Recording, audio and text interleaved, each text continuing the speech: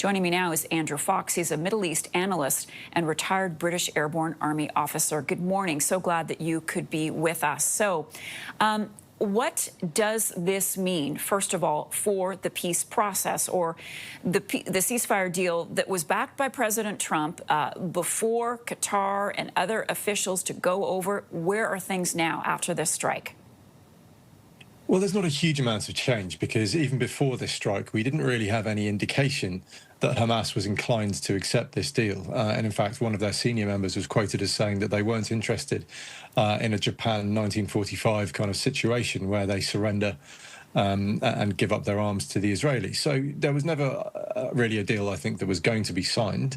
However, we're now in a position where the main mediator of this war, Qatar, has been playing both sides. They have funded Hamas to a significant extent, and we know they have significant links in the past to some very extremist movements around the Gulf. And at the same time, they've tried to make themselves an indispensable Western ally and a mediator in these conflicts. And that role is certainly under scrutiny at this point. It's certainly received a blow. My biggest concern at this point is what that means for the hostage negotiations going forward. Who are Israel going to be able to talk to in good faith to try and secure the release of their hostages? Indeed, that is a primary concern. I do want to ask you, Qatar is a sovereign nation. Was this action legal? Well, we can say that Israel was defending itself against a terrorist organization, and we can also say that Qatar's sovereignty was violated.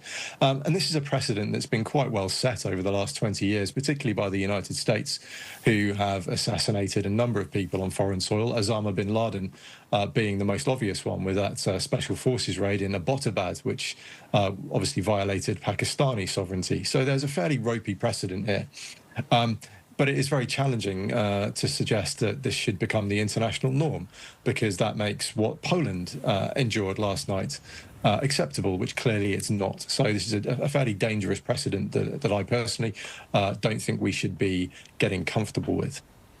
Where does this leave the United States? It's not entirely clear at this point, Andrew, whether or not the Trump administration knew and when they alerted Qatar. And we should also mention, Qatar is a key ally of the U.S., and there's something like 10,000 American troops stationed there. So where does this leave the relationship between Trump and Netanyahu? We heard Trump sort of trying to distance himself last night from this decision, saying that this was solely Israel on its own. But where do things stand, and could Trump have any influence on Netanyahu at this point?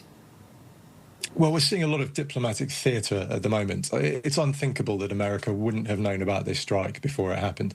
As you say, Qatar has a defence agreement with the United States, and Israel would have had to have cleared its lines with Washington before undertaking something like this. And I would actually be very surprised if the Qataris themselves didn't know that this was coming. But where it comes to the Middle East policy from the White House, it does appear as if Mr. Trump has effectively outsourced his Gaza policy to Jerusalem. He's essentially given the Netanyahu government in Israel free rein to prosecute the war as they want to. And the handbrake that we saw under Mr. Biden has now clearly been removed, and the IDF feel that there is nothing to slow down their operational pace or stop them undertaking whatever operations they want. So Washington very much seeming to keep this, as you say, at arm's distance at the moment. Andrew Fox is a Middle East analyst and a retired British Airborne Army officer. Thank you so much.